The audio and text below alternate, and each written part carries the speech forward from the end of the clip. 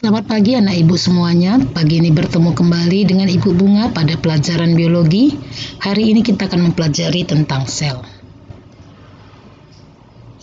Di sini ibu sudah menampilkan standar kompetensi dan kompetensi dasar yang harus kita capai dalam pembelajaran ini. Sejarah dan teori sel.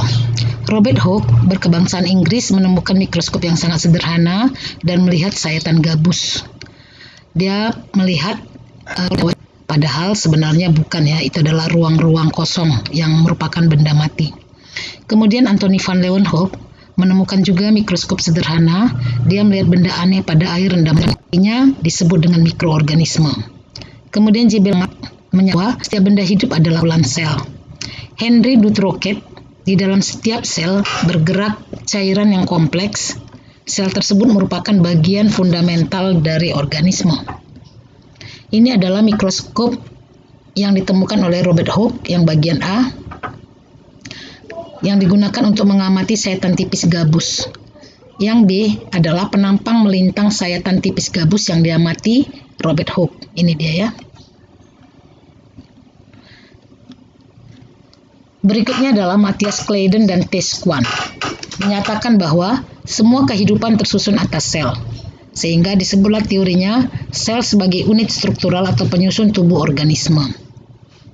Berdasarkan jumlah selnya, organisme dibedakan atas uniseluler, tersusun atas satu sel, dan multiseluler, tersusun atas banyak sel. Ini contohnya organisme uniseluler, dan ini contohnya adalah organisme multiseluler. Max Schultz mengatakan bahwa protoplasma merupakan struktur dasar organisme. Felix Dujardin menyatakan bahwa bagian sel hidup yang terpenting adalah cairan protoplasmanya. Johannes Purkinje menyatakan bahwa protoplasma adalah cairan hidup yang terdapat di dalam sel hidup, sehingga dikatakan teori selnya adalah sel merupakan unit atau kesatuan fungsional. Rudolf Virchow menyatakan omniselula e selula, artinya setiap sel berasal dari sel sebelumnya, sehingga teori sel menyatakan sel merupakan unit pertumbuhan. Akibat perkembangan teknologi, maka teori sel berkembang sampai menyatakan sel merupakan unit hereditas atau untuk unit hereditas artinya sel itu merupakan genetik yang diturunkan kepada generasinya. Sel dibagi dua ya, berdasarkan ada tidaknya membran, maka ada sel prokariotik dan ada sel eukariotik. Sel prokariotik tidak memiliki nukleus. Materi genetiknya atau DNA-nya terkonsentrasi pada suatu daerah yang disebut nukleoid. Tetapi tidak ada membran yang memisahkan daerah ini dari bagian sel lainnya. Membran plasma memisahkan daerah dalam sel dengan lingkungan luar. Contohnya, sel Archaebacteria, sel bakteri, dan beberapa sel jenis Cyanobacteria. Sel eukariotik yaitu perbedaan utamanya antara eukariotik dengan sel prokariotik adalah sel eukariotik memiliki nukleus. Nukleus yang sesungguhnya yang dibungkus oleh membran nukleus. DNA pada sel eukariotik tersusun atas satu atau lebih molekul linear yang disebut kromosom. Semua materi genetik pada eukariotik disimpan di dalam nukleus dan terpisah dari sitoplasma oleh membran nukleus. Contoh sel hewan dan sel tumbuhan. Struktur umum sel. Sel hidup mempunyai 3 bagian pokok. Yang pertama membran sel, ini yang bagian luar. Kedua sitoplasma adalah cairan-cairan yang ada di sini. Dan ketiga adalah organela sel yang ada di sini, seperti ribosom, kemudian mitokondria, kemudian badan Golgi, retikulum endoplasma, peroksisom, sentriol. Itulah yang disebut dengan organela-organela. Membran sel. Membran sel merupakan bagian terluar dari sel. Fungsinya, 1. Mengontrol atau mengendalikan pertukaran zat. 2. Sebagai tempat reaksi, misalnya reaksi cahaya, reaksi oksidasi, dan respirasi. 3. Sebagai reseptor atau penerima rangsang dari luar. Kemudian sebagai pelindung sel.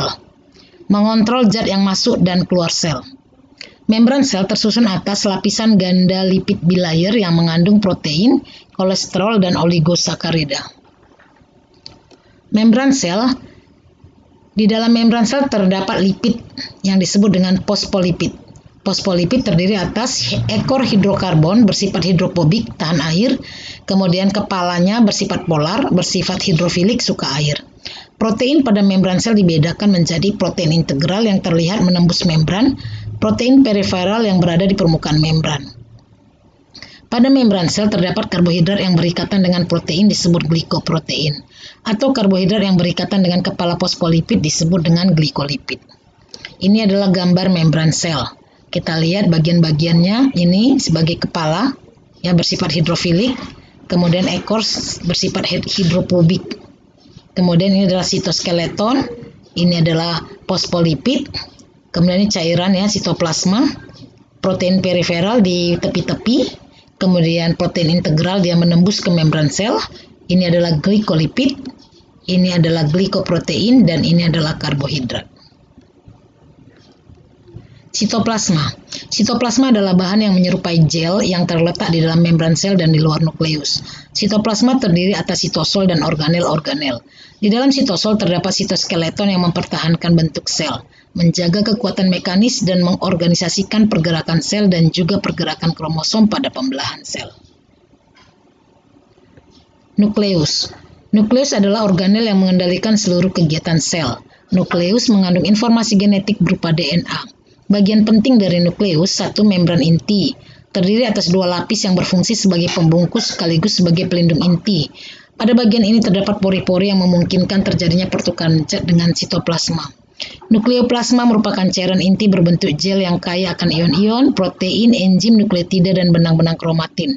Nukleolus tersusun atas kumpulan gen-gen yang memberikan kode RNA ribosom. Ini adalah gambar nukleus.